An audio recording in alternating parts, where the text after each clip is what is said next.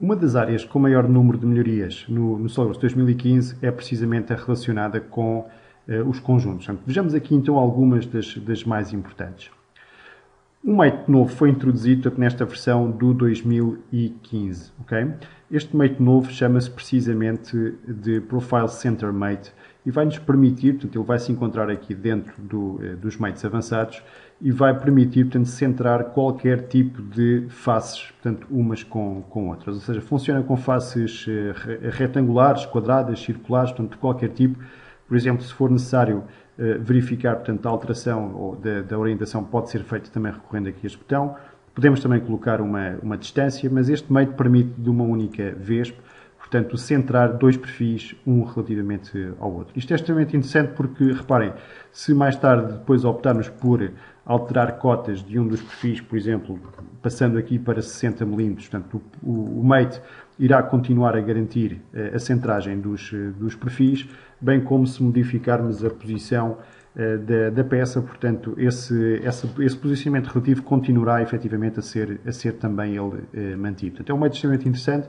Reparem que pode também ser utilizado para centrar de uma forma também muito rápida, muito eficiente, com um único mate, um parafuso no seu furo. Reparem, por exemplo, se tivermos aqui um Profile Center entre, digamos, a aresta deste parafuso, portanto, relativamente àquele furo, e se acoplarmos aqui, portanto, simultaneamente a opção do Lock Rotation, portanto, com um único mate, nós posicionamos um parafuso no seu sítio correspondente. Portanto, aqui irei fazer exatamente a mesma coisa, portanto, aresta com aresta, Profile Center, Lock Rotation, portanto, e temos com um único mate um parafuso montado no seu sítio. Ok? Ora bem, temos aqui uma outra novidade relativamente ao mate do width. Reparem que aqui este braço deveria deslocar-se apenas, portanto, nos graus de liberdade permitidos por este apoio. Isto neste momento ainda não é o caso. Reparem que eu aqui vou fazer o seguinte, vou selecionar estas duas faces e estas duas deste lado, portanto, correspondentes aos limites do mate que nós pretendemos fazer. E chamando aqui diretamente a função de mate, o mate que fica imediatamente selecionado é o mate do tipo width.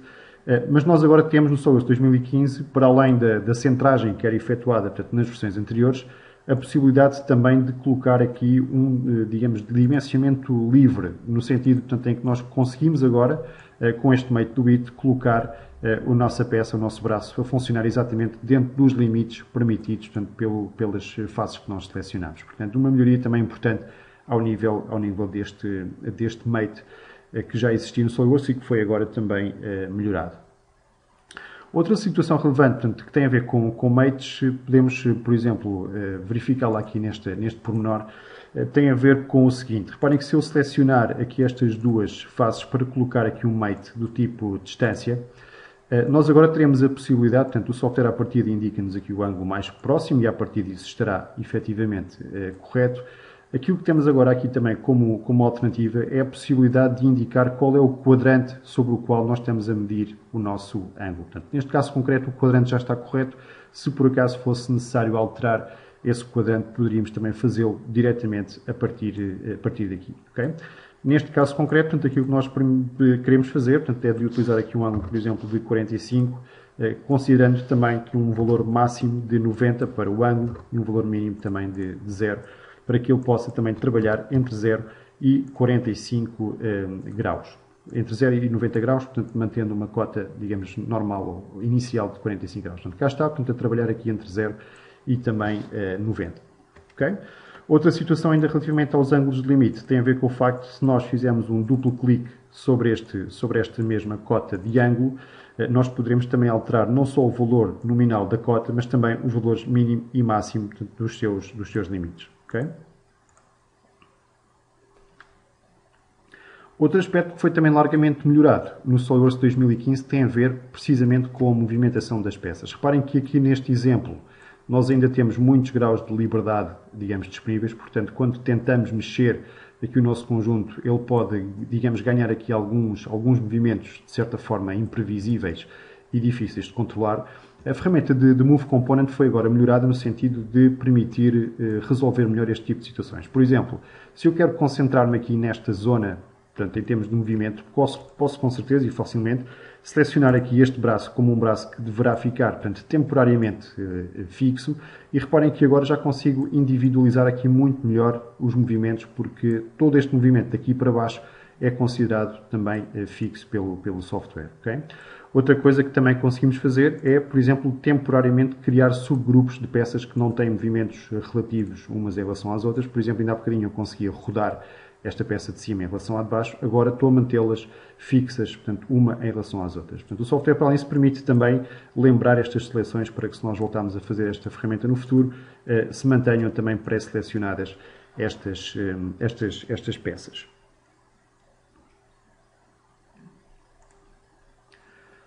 Outra novidade interessante prende-se com a colocação de novas peças no nosso conjunto. Quando fazemos agora aqui a inserção de um novo componente, portanto baseado numa peça já pré-existente, reparem que quando eu seleciono a peça que pretendo, neste caso, introduzir, portanto um novo manipulo para controlo aqui desta zona, reparem que vamos ter aqui este novo interface que podemos aqui visualizar em cima, portanto XYZ, em que podemos, portanto, indicar qual é, digamos, a orientação mais aproximada, portanto, para a peça, sem termos depois que a reposicionar, portanto, de uma forma mais manual. Reparem que eu aqui indiquei, portanto, clicando aqui no Y várias vezes, até ficar com um alinhamento aproximado em relação à posição de montagem, portanto, final desta peça. Neste caso concreto, eu vou então adicionar aqui uma relação, primeiro de tudo, de concentricidade, e depois aqui também uma relação entre a face final deste parafuso, vamos supor, por exemplo, entre aquela face de topo e esta face do cilindro, aqui uma condição de tangência para que ele fique colocado aqui na sua posição de trabalho.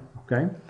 O que é que vamos mostrar agora? A ferramenta de detecção de interferências, portanto, foi também melhorada nesta versão de 2015. Portanto, se eu venho aqui e faço efetivamente aqui uma detecção de interferências, iremos verificar que existem aqui algumas novidades. Vou-vos explicar um bocadinho mais em pormenor o que é que quero dizer com isto. Reparem, por exemplo, a pasta para elementos de ligação já existia, portanto não é efetivamente nova, mas reparem como agora, portanto, as interferências aparecem listadas por defeito, das mais volumosas para as menos volumosas. Portanto, começando aqui com esta que é grande, portanto, de facto existe ali um problema no diâmetro interior, portanto, desta peça azul, mas também com estas outras interferências mais pequenas relacionadas, portanto, algumas delas, portanto, estas duas últimas, por exemplo, com a deformação que os O-rings terão que ter necessariamente para se poderem adaptar à caixa, portanto, onde irão trabalhar. Portanto, uma das coisas que nós conseguimos fazer, uma vez que estas duas, pelo menos, são interferências com que estamos a contar no nosso projeto, é, pura e simplesmente, ignorá-las, portanto, eliminando-as desta listagem e elas ficam aqui a ser tratadas como interferências ignoradas. Ok?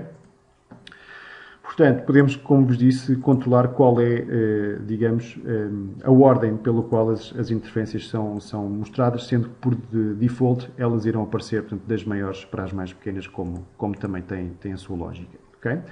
No sentido de resolvermos esta questão, reparem que eu poderei então aumentar o diâmetro, digamos, desta fixação, deste furo que nós ali temos. Portanto, para isso vai-me bastar fazer o unsuppress de uma operação que irá efetivamente fazer essa alteração. Vou voltar aqui ao meu assembly, portanto agora com um furo maior, mas reparem como aqui com esta alteração provocamos o aparecimento de uma série de erros nos mates que anteriormente não tínhamos, e que foram provocados pela alteração da entidade que inicialmente era digamos, chamada para aquele mate e que agora passou a não existir, portanto, por via da criação da nova operação. Reparem aqui neste aspecto que é também bastante importante. Portanto, a face inicial desapareceu, foi substituída pela outra que nós criámos. Reparem que eu agora consigo indicar como nova face cilíndrica para este mate, esta face exterior aqui da minha peça azul. E agora aqui é que vem realmente a novidade. Portanto, aqui o software me pergunta se eu quero efetivamente, portanto, substituir não só esta, mas todas as referências, portanto, que utilizam ou que utilizavam, portanto, aquela face anteriormente. E reparem que simplesmente ao fazer isso, portanto, todos os meus mates ficam automaticamente resolvidos e, de certa forma, portanto, de uma vez só, portanto, resolvemos algo que teria que ser pelo menos feito 3 vezes em versões anteriores do SolidWorks. Ok? Ora bem, há aqui um aspecto interessante também relativamente àquele manipulo que introduzimos ainda há bocadinho, portanto, que foi este que aqui está. Reparem que ele aqui está introduzido como uma cópia dos primeiros, portanto são 3 peças idênticas, digamos assim. Uma das situações que nós podemos, por exemplo, se eu necessitasse fazer aqui alguma alteração a este manipulo, de torná-lo maior ou mais pequeno, portanto, está bem que podemos fazer uma configuração para isso, mas não é exatamente essa a função que vos queria aqui chamar a atenção.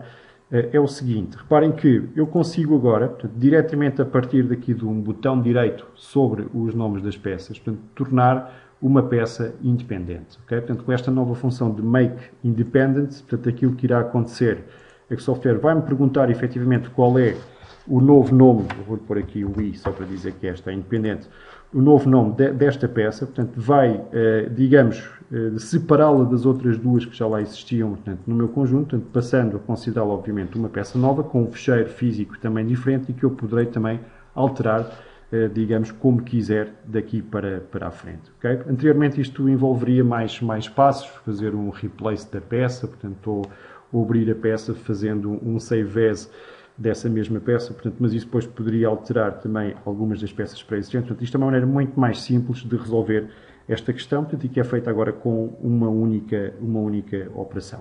Okay? Outra opção que temos também aqui no SolidWorks, portanto, à semelhança do que acontecia já com as operações, é que quando apagamos agora uma nova peça, portanto, nós temos agora a possibilidade de apagar também as peças filhas, portanto, dessa mesma peça, ok? E reparem que ao fazer isso, a opção que podemos ativar ou não, ou seja, eu poderia, portanto, não apagar as entidades filhas daquela peça e depois substituí-las por outras. Neste caso, eu optei por apagar tudo e digamos, obtemos este resultado. Se não apagasse as peças ou as entidades ou as operações filhas, portanto, manteríamos essas unidades e eu teria depois que as readaptar para as novas peças, se fosse caso disso, ok?